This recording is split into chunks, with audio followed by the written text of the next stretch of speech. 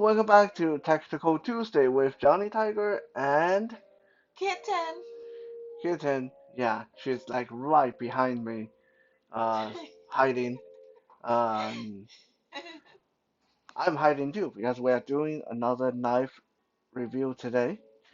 This one, like quite a few of we have looked at previously, it's quite special because this one was a gift from my good friend Richard Maroney, and rather than sending it to me, he actually gave this one to me in person.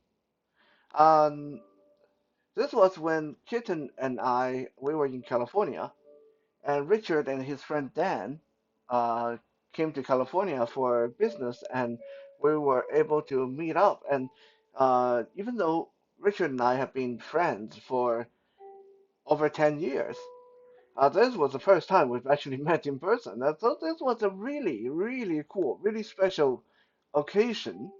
I hope Richard is watching this video, and it was so cool, dude. Like, Kit, Super cool. Hi, Kitten, Richard. Kitten, and I really enjoyed meeting you and Dan, and hopefully one of these days, either you come up to Vancouver or we go to visit you in Virginia.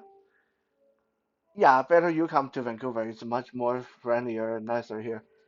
Uh, I don't know.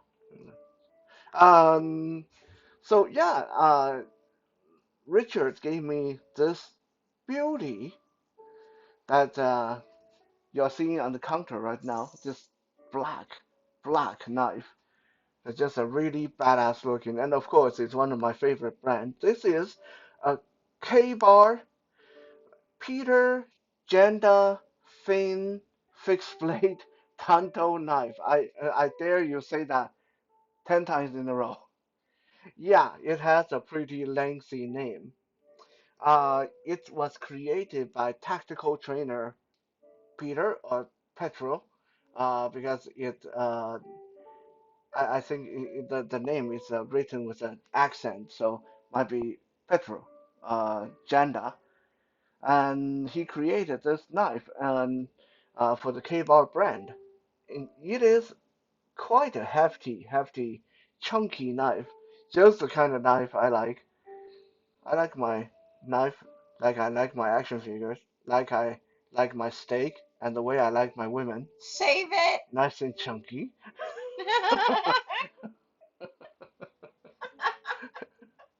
It's a chunky kitten. I better move along with this video, otherwise she's going to hit me with this knife. So, as you guys can hopefully see this is quite a hefty chunk of metal. Uh, Inside the sheath, this has. Let's talk about the sheath first. Um, like some of my favorite K-bar and cold steel kind of sheath, this is glass reinforced nylon with support on either side, so you can thread your belt through or your battle harness, depending on what you're wearing. And there's a belt loop on the back, so you can get your belt through that as well. There's no additional clip, uh, but I imagine it wouldn't be hard to bolt one on the back because there's a actually slot on the back here, where I imagine you can customize your own belt clip if you want to. The sheath has this big, chunky screws and rivets on the side, holding it together, so you don't have to worry about this falling apart. This also have holes along the side, so you can get your paracord, your rope through there if you want to. And it's a hard sheath. I like this kind of sheath. It's like the Secure X sheath that Cold Steel uses. It's really hard. That's a hard sheath. Okay, so a sheath like this is as long as it's well produced, it lasts practically forever.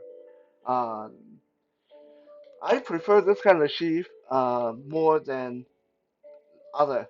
I love leather sheath, but leather sheath sometimes get punctured very easily. This uh, glass reinforced nylon thing, this is just really durable stuff. Uh, it does make your knife look kind of bulky.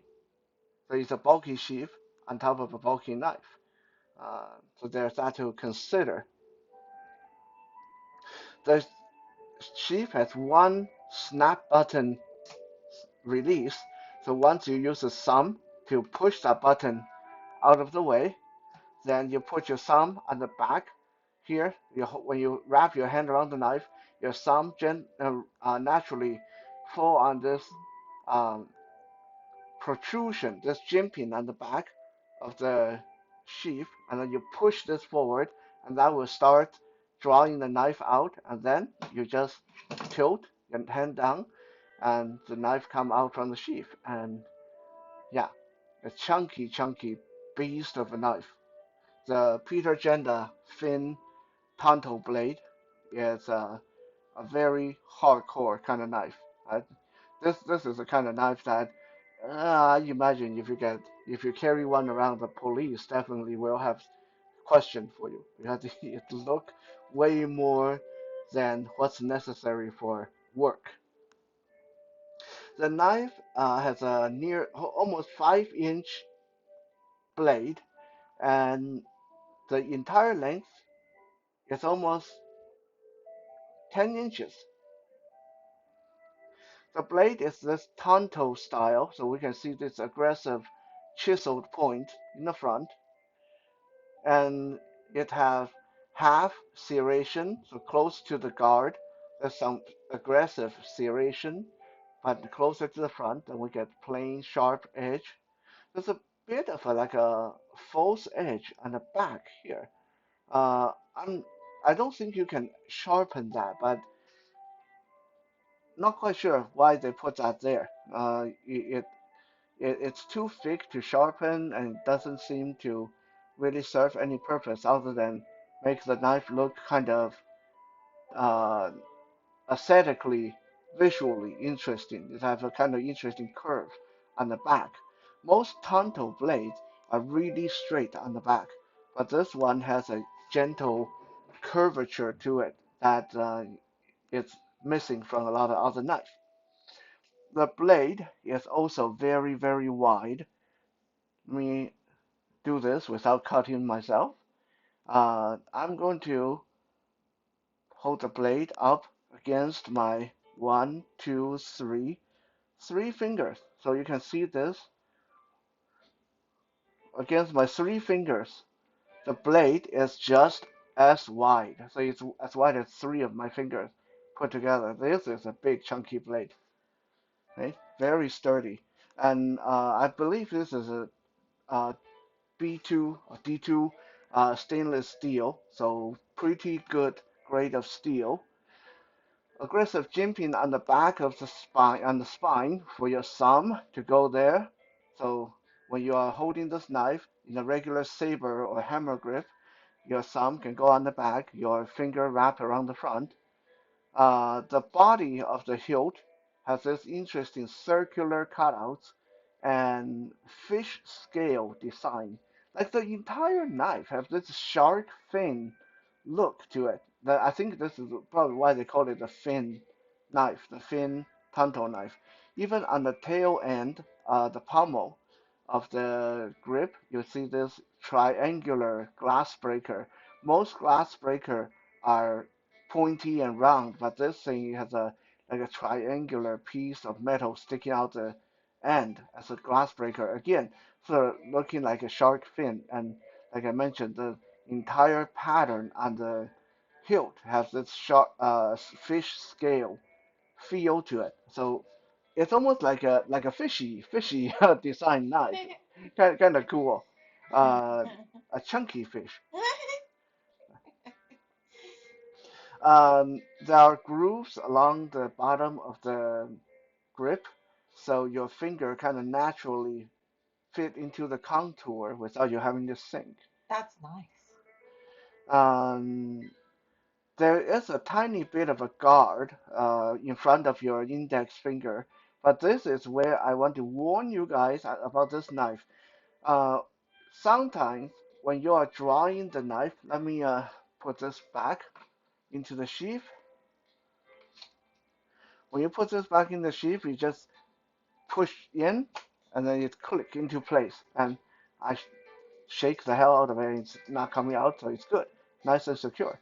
Okay, so this is what I'm talking about. When I push my thumb on the back of the sheath and push and start drawing the knife, a lot of people, me included, have this tendency to take your index finger and go over the guard because most big knives have about an inch of space in front of the guard for your finger to, so you can get a nice tight grip when you draw the knife. This knife, you can do that, but it's very dangerous. And look at how close the blade is to the guard.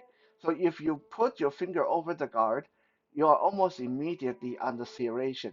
So there's a big chance you're going to cut your finger.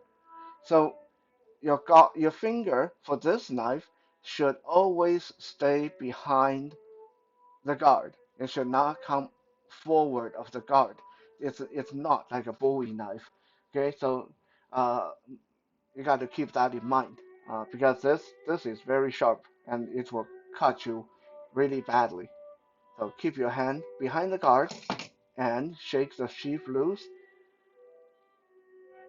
Now the hilt also has this chunky, wide, flat configuration, which I heard people liking it. I heard people hating it, right? Because people with super big hands, like those of you that have bare paws, you would love this. Like your finger will wrap around this big, chunky, wide grip, and your finger will fit right into the groove like this. But for me, even my hands are kind of a medium, large size. When I try to wrap my finger around it, it's not super comfortable. It's kind of too big. You can kind of feel that, okay, it's a nice solid grip, but if I hit heavy impact, if I'm doing some heavy chopping or cutting, I don't think this is going to be very comfortable in my hand. It's just a little bit too big. The guard a little bit too abrasive on my finger. Uh, the hilt just a little bit too thick.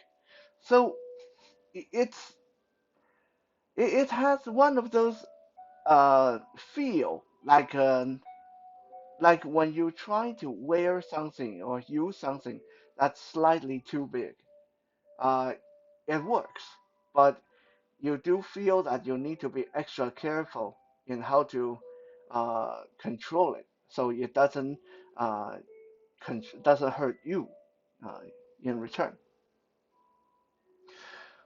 Because of these round rings on the hilt, this knife presents a few interesting holding options. Now, this is not a good commando grip knife. When I flip this around and try to hold this commando, again, it kind of works, but because of this, I have this pointy glass breaker on the butt end, on the pommel, that's, it doesn't give my thumb a good place to rest when I hold this in commando. So when I hold this in commando, I have to curl my thumb behind the glass breaker on this back piece here. There's a little bit of an angular piece here for my thumb, so I can still stab and cut with this, but it doesn't come naturally. It doesn't feel naturally, and also because of how flat and wide the grip is, it doesn't want to roll very good when you switch grip. Right? However, like I said, because it has a very flat and wide grip with round cutouts on it, so it allow you to do a few interesting pinch style hold. So I can pinch the blade with my thumb and middle finger and rest my index finger on the spine like this. So this is familiar to a lot of cook, a lot of chef, because this is Mhm. how we hold the kitchen knife when we are doing a lot of chopping. Right? You can do this with this knife, uh, putting your thumb on one of these circular cutout, put your middle finger on the other side of the circular cutout, and then your uh, index finger go along the spine.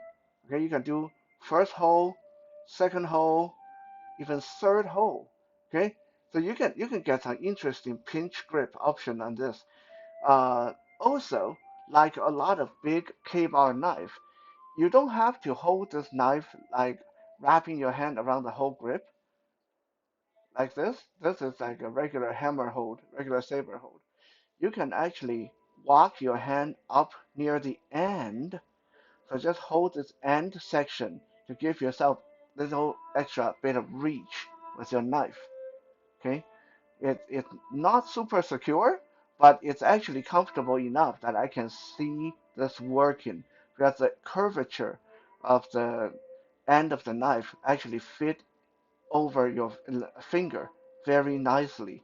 So you can hold the end like this and see it gives you almost a good 2-inch extra reach if you're in a survival or fighting situation. That's a really nice design. It is. It's a very good. It's a very good combat survival kind of knife. It's very doable. I can't even see anyone breaking this. Like, uh, you would have to run it over with a car, and maybe it will break your car. Oh my gosh. Okay, so now we are going to pause the camera. I'm going to get a sip of water, and then I'm going to come back, and I'm going to destroy a pizza box. Yes, we had pizza earlier. I'm going to destroy a pizza box with this so you guys can see how this cut.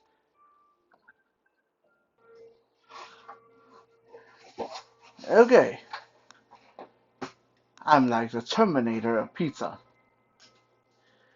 Unsnap the snap closure, push the blade out.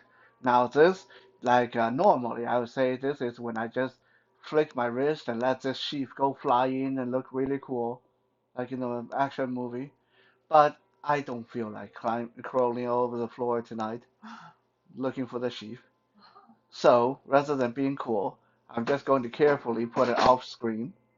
And now we have our big chunky knife and pizza box. And I didn't even try to puncture it, and it's already kind of like stabbed through, and I just tapped it with a knife, and it's already damaged the box. But this is how scary this knife is, right? K-bar, love K-bar. I'm gonna say like I'm very biased towards K-bar knife because I've used a lot of K-bar in my time, and they have always been great at performing. Like honestly, if K-bar wasn't good, then the U.S. Marine Corps wouldn't be using it. Like wouldn't have used it for so long, right? So obviously it's some good stuff when the military personnel order it en masse. Okay, so without further ado, we have our Peter Genda thin knife here. Let me make sure that there's no cat in the way, that I am going to be on camera, at least part of me anyway. I don't, you guys don't really need to see my face for this. Okay, you guys just need to see the pizza box. Look at that cut. That's one continuous cut, right? From top,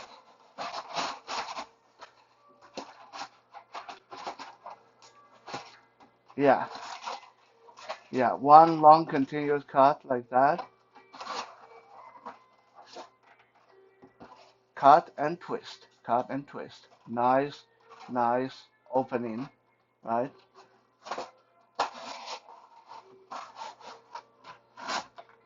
Yeah, yeah. I think this already illustrates just like how good this is. And look, even if I just chop with this, no problem. Chopping with this, no problem. Chopping with this, no problem, right?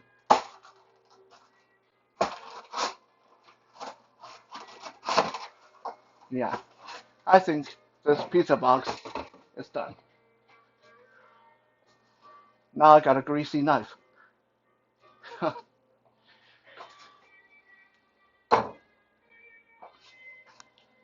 So in the end, oh by the way, when you guys do this, always make sure you wash your knife before you stick it back in the sheath. A little bit of knife etiquette.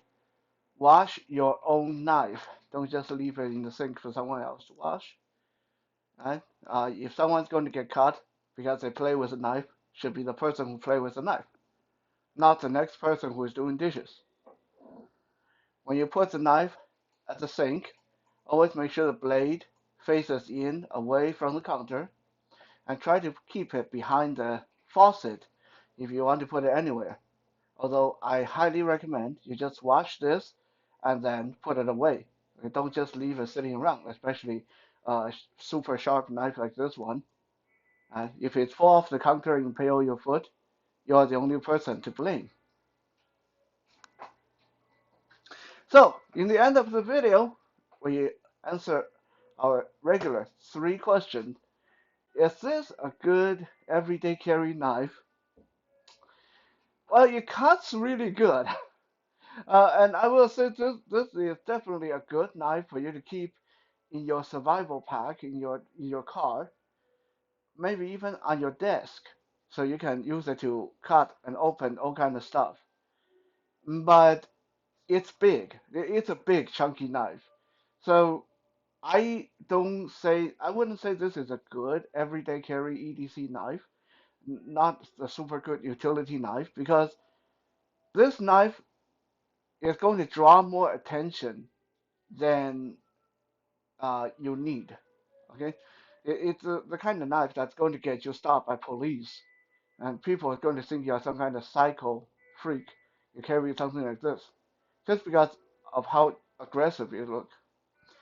Uh, Performance-wise, it's great. It cuts really good. It got combo edge. It got good grip. It got glass breaker. Anything you might want, but it's just a little bit too much for everyday carry. Is that a good survival knife? Well, let's see. We have a good solid sheath, good solid grip, very little things that can break, glass breaker, combo edge, tanto blade. Tanto blade is the best for piercing. Um,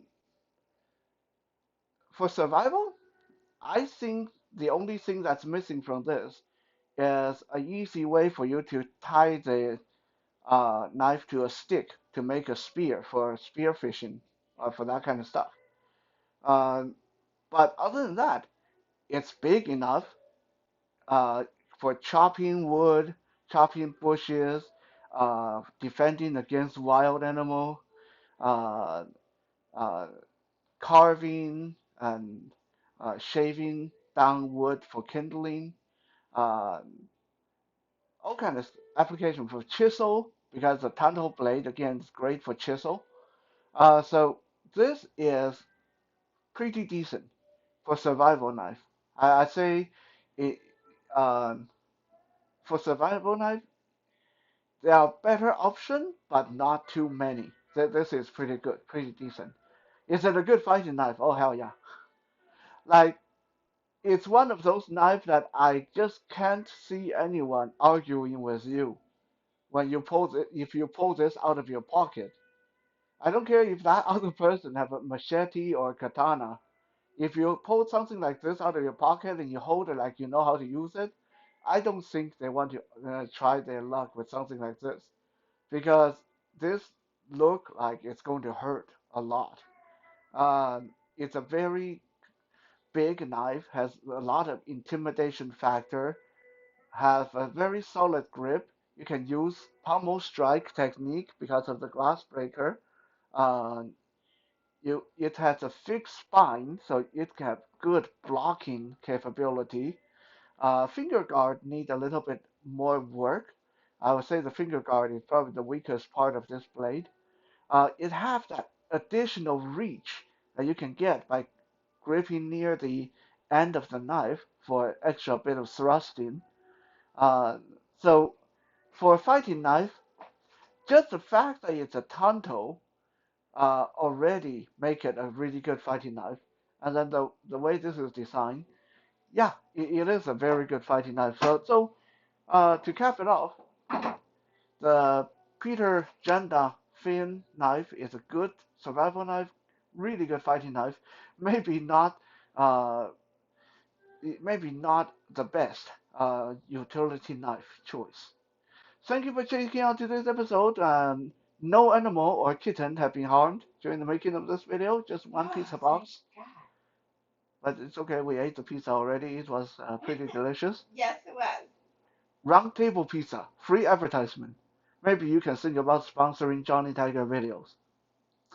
We'll see you guys again tomorrow. For now, have a good night. Good night.